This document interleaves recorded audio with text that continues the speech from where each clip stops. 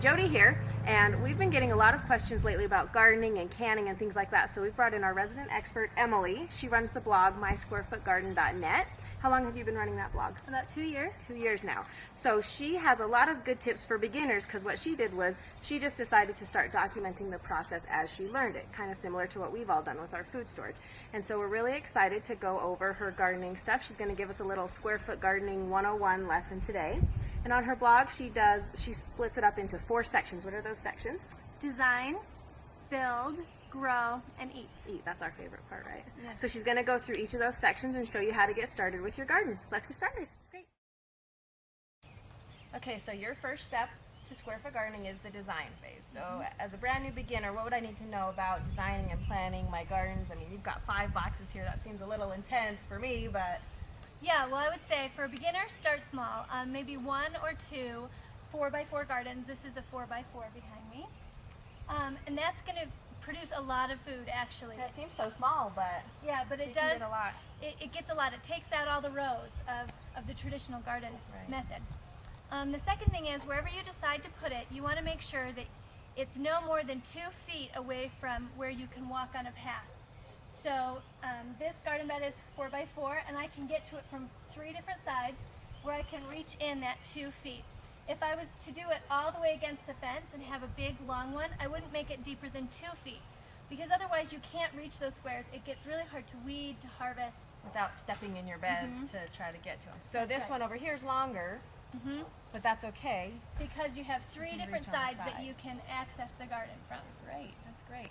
Okay. So once you've decided what you're going to build, then the next step is obviously to decide what to plant. Is that right? That's right. Every year I make myself a garden plan. Some people are maybe less intense than this, but I like to plan out where everything's going to go. I do consider some companion planting, what plants grow well together, what their watering needs are, as well as like when the different things will harvest. If you want to be spontaneous, you really can just go out and say, oh, let me dig up a square and put in some carrots, and that'll be fine. But the nice thing about a plan is that you can keep track of when you planted things. So even though a square looks empty, you know what's inside of it. Where have you already put your seeds. And then you have a history of each year too, which That's I've right. noticed with my garden that can be really helpful too. And that every year I learn something and think, oh, next year I'm going to do this. I always at the end of the year make sure I write those things down on my plan, and then it's like it's fresh in my mind when I go to do it next time, because I have it all written down. Right, great. Well, now let's learn how to build our boxes, right? Great. So now that we've got our plan in place, it's time to build our boxes. Now, did you build these or buy these? These are pretty nice looking boxes. I actually built these, but did your husband build them or did you build them? I built them myself. My husband built mine, so I'm a cheater, I guess. But building the vinyl actually takes a little bit more skill and tools that most people don't have. Okay. So when you're building, there's a couple of choices, wood or vinyl, and then you can either build them yourself or you can purchase them and put them together. I actually did a really extensive post on this that you can get on my site and look at. It covers the cost and the benefits of building versus buying, wood versus vinyl. Great. So I would check that out. So what are all the different parts? There's all kinds of stuff in the garden. It looks a little intimidating. It's not hard. What you don't see on the bottom is weed mat, that there's a barrier between the ground and the garden. So I have virtually 0 weeds. I spend less than 1% of my gardening on weeding. Next we have the box itself, and then in it is soil, which is called Mel's Mix. It is a combination. So it's not just dirt from your ground? No. Okay. There's no dirt in here actually. It's a combination of peat moss, vermiculite, and compost. Now, are those hard to find at the Really store? easy to find. You can great. find those at any home and garden store. The vermiculite is maybe the most challenging, but if you can't find vermiculite, you can replace it with perlite instead. And what's nice about this is it doesn't matter how sandy or clay your soil is, this is always going to be perfect soil. Cool.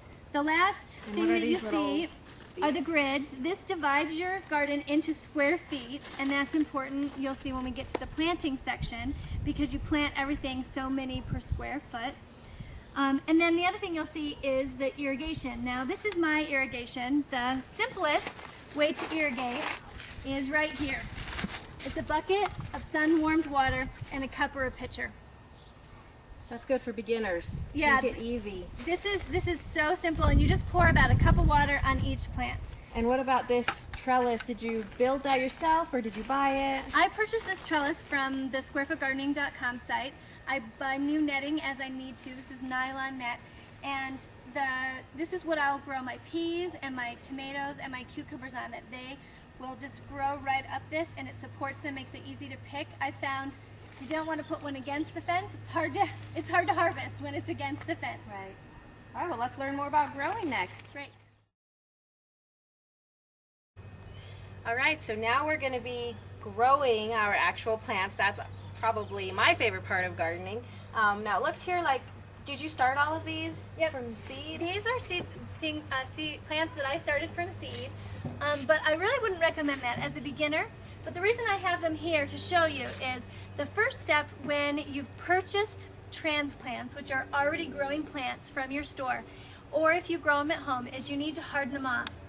Hardening off is a process where you get them used to the elements so that they can survive being outside in the sun and the wind and the rain. I've had plants where I throw them in the garden and they just tip over and die right away. That's right. It's depressing. That they just need to sort of get used to it. So you start off, it takes about a week, and you start off the first day and you put them in the shade for about an hour, and then you bring them back inside, and then you increase the amount of time and intense weather conditions until the end of the week you can go ahead and plant them. Oh, that's great. And that's just going to really increase your success whenever you're planting. Can you show us a little of that process? That's right, we'll do that. Let's hop over to the Okay, garden. so what are we planting now? Yeah, well, this is dill. Here I've got my pot, my little label.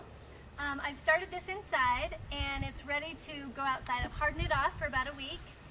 It's pretty simple to transplant. All you need is your shovel and your plant. So you just remove a little bit of dirt. You can see how this is really easy to work with. It is. It just pops right out. Yeah, it's not heavy or anything like that. And then I'm going to plop my plant right in there. Depending on the plant, I'm going to make it a little bit deeper. You plant it at the same level where it was, or some things you can plant a little deeper. Like tomatoes, right? Like tomatoes, because they'll actually grow roots from the stem. So this, I'm going to And plant so it. 1 dill per square is the right amount. That's right. And isn't the Square Foot Gardening book, as I recall when I was reading it, kind of gives you a little indicator of how many to plant in each square. Is that right? Yep. Instead of planting, normally you plant like rows, and then within your row it tells you how far apart to put the plants.